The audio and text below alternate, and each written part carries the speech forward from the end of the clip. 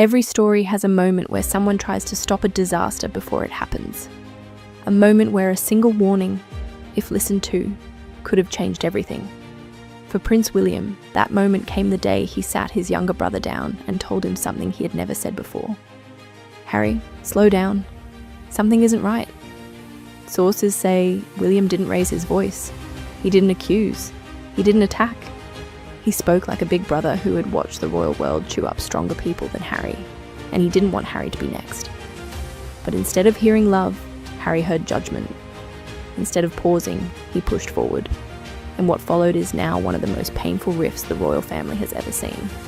Today, we are diving deep into the story Prince William tried to stop, and the story Harry refused to listen to. To understand why William spoke up, you must understand what he had already lived through. When William brought Kate into the royal world, it wasn't glamorous or easy.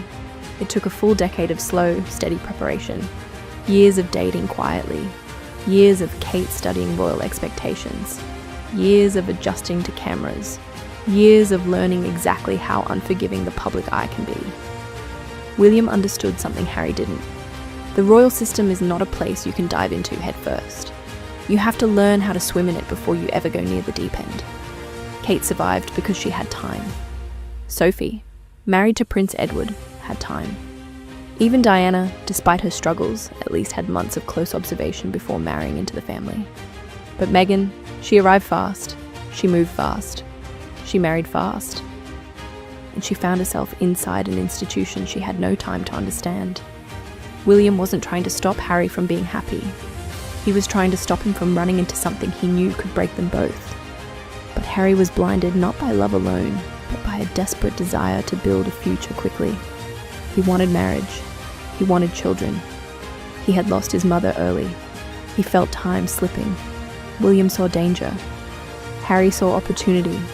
And once again, the warning went unheard. Now here is where the story gets really interesting. Word on the street is that Meghan wanted Prince William and not Prince Harry. Whispers began to swirl. The perfume Meghan wore, the way she looked at William when no one else was supposed to notice. To outsiders, it sounded absurd, but to those who lived within the royal bubble, it was deadly serious. Because the one thing more dangerous than scandal is temptation. And if these rumors are right, if Meghan's charm was never meant for Harry at all, then the entire royal love story was built on a lie. For years, people have whispered that Meghan carefully chose her scents, not just for herself, but for the effect they might have on others. Now, perfume isn't just about smelling nice. It can trigger memory, longing, even grief. And when you remember who William's mother was, the late Princess Diana, it gets even darker. Diana's signature fragrance was Bluebell by Penhaligon's. She also loved Diarissimo by Dior, but it was the Bluebell note that stayed with her for life. Meghan, coincidentally, or maybe not so coincidentally, her favourite perfume, the one she wore even before joining the royal family, was Jo Malone's Wild Bluebell. So, when Meghan walked into a room wearing that fragrance, it wasn't just a scent, it was a ghost. The idea that William, Diana's firstborn son, might catch that familiar note and be swept back into the memory of his mother is almost too eerie to dismiss. One palace whisperer put it bluntly. She thought he would smell his mother's perfume and cave. Did Meghan weaponize scent? Did she know exactly what memories that bluebell would stir? Some say yes, because perfume, in this case, wasn't just a fragrance, it was a trigger. And once you plant the idea that Meghan was walking into William's space scented like Diana, the imagination goes wild. This is where the gossip takes a sharper edge. For her critics, Meghan wasn't just being friendly or glamorous or Hollywood. She was being predatory. The phrase that gets thrown around is harsh. Once a yacht girl, always a yacht girl. It paints Meghan as someone who's always known how to use her charm to climb higher, and someone who doesn't play by the same rules as the royals. In Hollywood, she learned the art of attention. On the yacht circuit, she learned how proximity to power could change her life. And when she entered the royal family, that same playbook seemed to follow. The way Meghan would touch an arm, lean just a little too close, smile in a way that wasn't sister-in-law warmth, but something else.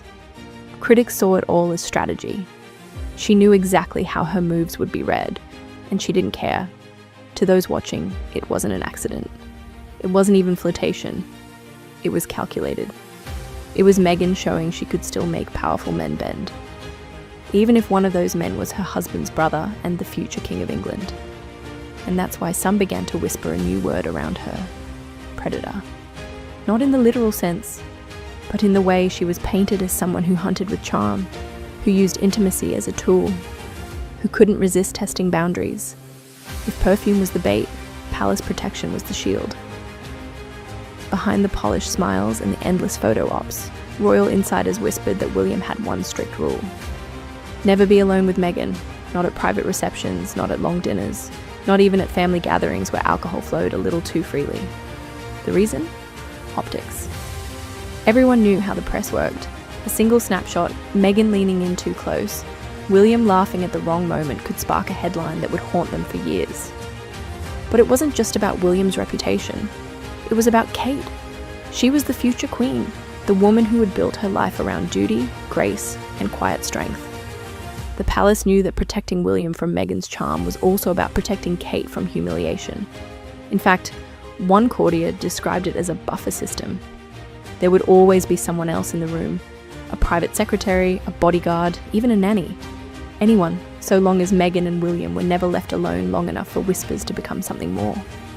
It might sound extreme, but for a family haunted by scandal, Charles and Camilla, Fergie and her toes, Diana and her secret lovers, even the smallest rumour was dangerous. And Meghan, with her perfume and her Hollywood smile, was considered the perfect storm. And this brings us to the real question.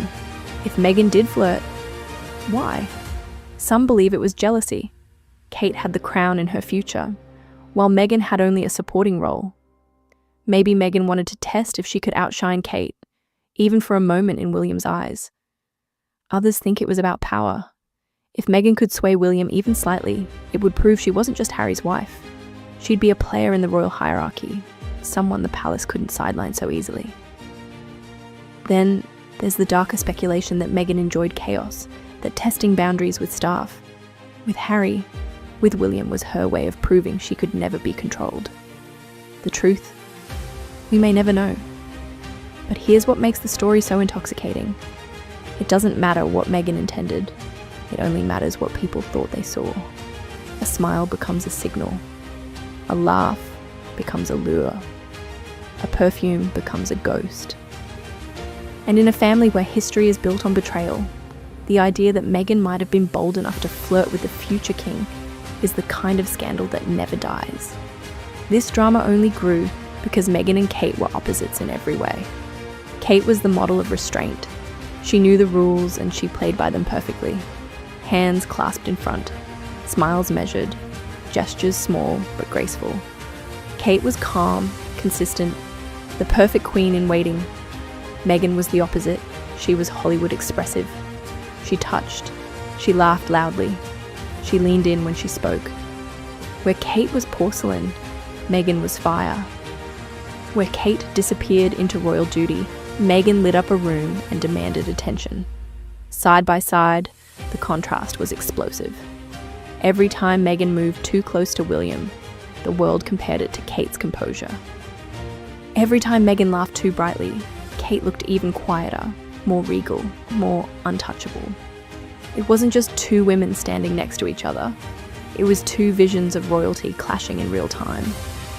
One traditional, one modern. And in that clash, Meghan's every move looked sharper, bolder, and more scandalous. But the most haunting layer of all was the ghost of Diana. For William, his mother was the anchor of his youth and the deepest wound of his life. To see echoes of her in Meghan was unsettling enough to smell Diana's favourite bluebell perfume on Meghan's skin. That was something darker.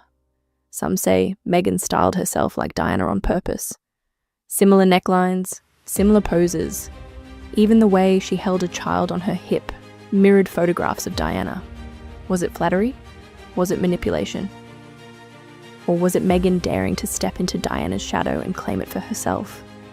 The palace hated it because Diana's memory was sacred, untouchable, and the idea that Meghan might have used it even subtly to sway William was unthinkable. In the end, that's what makes this scandal so impossible to shake. It wasn't just Meghan, William, and Kate in the story. It was Diana too, the ghost who never left, the mother whose presence still looms over the monarchy. And maybe that's why the whispers about Meghan flirting with William never fully died. Because when you mix perfume, power, jealousy, and ghosts, the story becomes bigger than proof. It becomes legend.